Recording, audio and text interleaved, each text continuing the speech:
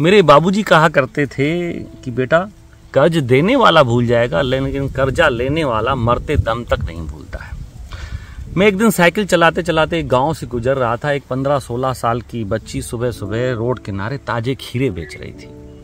खीरे 1 किलो मैंने उससे लिए, अपने बैग में डाला, 100 का नोट उसकी तरफ बढ़ाया। 30 रुपये उसको काटने थे, 70 मुझे लौटाने थे, लेकिन उसके पास खुले नहीं थे। बहुत प्रयास किया गया अड़ोस पड़ोस से, लेकिन खुले नहीं मिले। डिजिटल पेमेंट के लिए भी मैंने पूछा, लेकिन उसने मना किया, मैं मोबाइल उपयोग नहीं करती हूँ।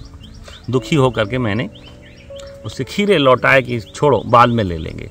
तो उस बिटिया ने बोला, बाबूजी पहला ग्राहक जो होता है ना भगवान का रूप होता है, बोनी का समय है, मेरी दुकान से आप खाली मत लौटी, खीरे ले जाइए, पैसा आप कल परसों जब भी आप निकलो इधर से दे देना। और मैं आज न चाहते हुए भी उसका 30 रुपये का कर्जदार बन रहा था, क्योंकि उसने मुझे भगवान का रूप बोल दिया था। जाते जाते उधर से जब वापस होने लगा तो मैंने उसका नाम पूछा, उसने बताया द्रौपदी। मैंने कहा नाम मेरे याद रहेगा, भूलेगा नहीं, मैं जब भी आऊँगा पैसे दे दूँगा। घर पहुँचा, मन बहुत उदास था, क्योंकि आज उसने मुझे बहुत छोटा बना दिया। 30 रुपये का उसने मुझे कर्जदार बना दिया। और मैं सोच रहा था मैं भी तो उसके ऊपर भरोसा कर सकता था, मैं 100 का नोट उसके साथ रख देता, 70 रुपये मेरे जमा रहते, मैं कल परसों ले सकता था, लेकिन मैंने ऐसा नहीं किया। आज वो मेरी नज़रों में द्रौपदी बहुत बड़ी हो गई। रात की नींद हराम हो गई मेरी। सुबह सुबह जैसे उठा, साइकिल उठाई, भागा भागा गया उसको 30 रुपये देने, लेकिन द्रौपदी उस जगह पे मुझे नहीं मिली। 2 दिन, 4 दिन, 10 दिन, 15 दिन, 2 महीने बीत गए, लेकिन द्रौपदी मुझे नज़र नहीं आती थी। और वो 30 रुपये मेरे नींद में घूमते रहते कि थी, ये द्रौपदी का कर्जा मुझे कब उतरेगा। कुछ दिन बाद मैं उसी रोड से अपनी कार से निकल रहा था, दोपहर का समय था। उसी स्थान पे 5-6 सब्जी वाले बैठे थे, उसमें 3-4 लड़कियां भी थी। बहुत समय हो चुका था, द्रौपदी का चेहरा मेरी नज़रों से अब ओझल हो चुका था। गाड़ी खड़ी की, शीशा नीचे किया और हल्की सी आवाज़ में बोला, द्रौपदी। तो एक लड़की ने मुंडी ऊपर की, उसको बुलाया। मैंने कहा मुझे पहचाना? तो बोला नहीं।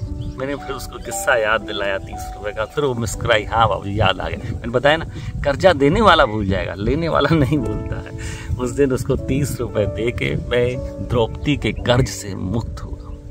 दोस्तों, कर्जा 30 रुपये का हो, 30 लाख का हो या 30 करोड़ का हो, अगर आपके अंदर इच्छा शक्ति है कि इस कर्ज को मुझे चुकाना है, तो परमात्मा आपका भरपूर सहयोग करेगा, भरपूर आशीर्वाद करेगा, आपको उस लायक बना के छोड़ेगा कि आप कर्जा मुक्त हो जाओ। लेकिन आपके अंदर भावना ही नहीं है, नियत ही नहीं है, तो कर्जा 2-4 हज़ार का हो, 2-4 लाख आप नहीं पटा पाएंगे, क्योंकि आपके पास सोच नहीं है, आपके पास इच्छा शक्ति नहीं, पॉजिटिव ऊर्जा नहीं, तो परमात्मा भी आपको साथ नहीं देगा। और मेरी बाबूजी की बात भी ये सत्य है, जब इंसान मरने आता है, बीमार होता है, बिस्तर में चला जाता है ना, तो सिर्फ उसे यही याद आता है कि मैं किसके एहसान तले दबा हूँ, किसका किसका कर्जा मेरे ऊपर सर पे है।